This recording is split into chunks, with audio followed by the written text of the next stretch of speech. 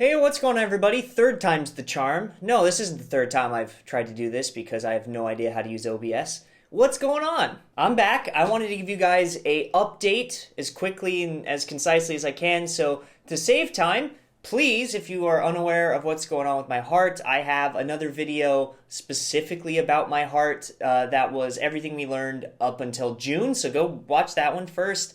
If you're too lazy, I'll give you a 30-second roundup. I went to Russia to visit some friends of mine that we made a book together. During that trip, I caught COVID twice, and then all this stuff happened, so all the planes got canceled. I figured I'd stay and make as many videos and practice as I can until I could catch a flight. And then during that time, it felt like I was having a heart attack. No, it wasn't a heart attack. I had gotten fibrillations in two different parts of my heart. And normally, a single fibrillation, a lot of the time, people might not even notice it, or maybe you were born with it, or maybe, I don't know, maybe it'll go away. But the problem with mine is when one is freaking out, it causes the other to freak out. And so when this one stops, well, this one's still freaking out, and it causes this one to freak out even worse. And so it's like a horrible Pong match in my heart. So trying to fix this, we kept going to doctors, kept going to cardiologists, getting every test multiple times so we have everything documented. And we took it all to three of the best cardiologists that we could find in Moscow. These are experts in their field. They often devised different surgeries and different treatments, like they were the pioneering people.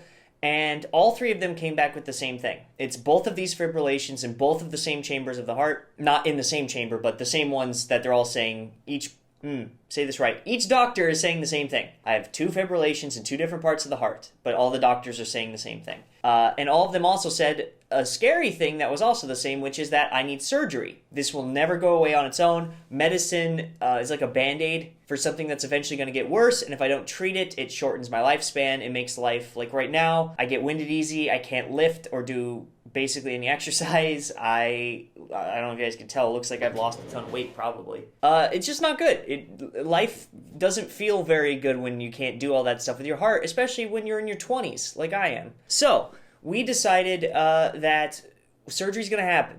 The big fork that we're at right now and where all these updates are coming from, so this is no longer any sort of recap, is that we are going to do the surgery route, but we have two kind of sprigs that we can do. So the first branch is that we have a stack of papers this big that a lovely friend of mine here in Russia translated on her own in her free time for me. And it means a lot because now I'm going to send that back to my American doctor.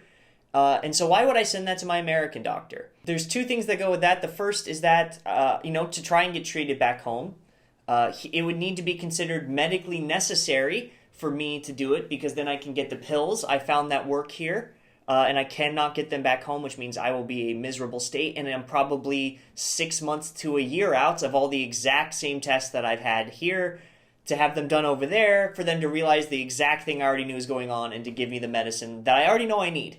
But I can't have back home because prescriptions. The second thing is time.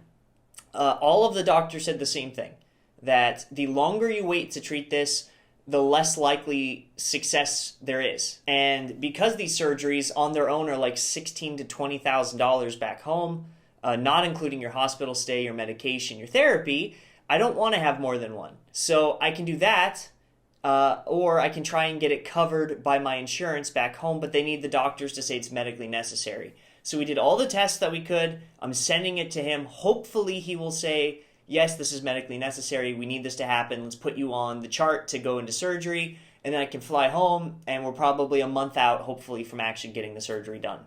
If they do not do that, if they say it's not medically necessary for some reason, which I don't know why they would, if they dollygaggle, if they go, well, we want our doctors, we want our tests.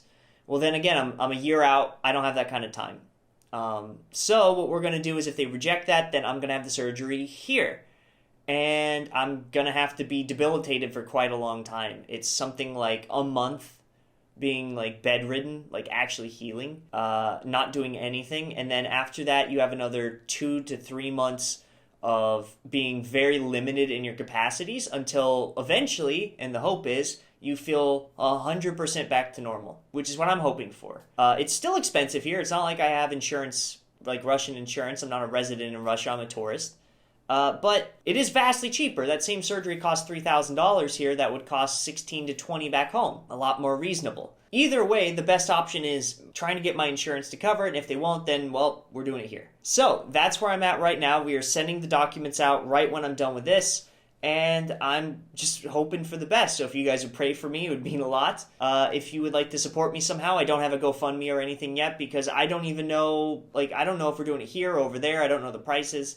But you can support me simply by watching my videos. It means a lot to me. It helps my channel keep growing and obviously, the ad rev and stuff. But on top of that, you have my Patreon, which is always open to anyone. There's a bunch of different tiers on there that you can pick from, and that also helps me. I basically spend all my Patreon money on medicine. So if you would like to help me, that's a good way to do it. Other than that, I'm doing okay. I'm in good spirits, and I can't wait to hopefully put this all behind me and launch into the future. Go back to Japan, make the content I'm passionate about, keep studying for the JLPT-N1, even though I don't really care about it that much. Just trying to do anything to go back to what feels like normal and not just crazy land, which is what I've been feeling for a while. So that's it. That's the update. I'll let you guys know when we figure out which branch we're going to take, but until then, love hard, love deep. Thanks for sticking around, and I will see you all next week. Bye-bye.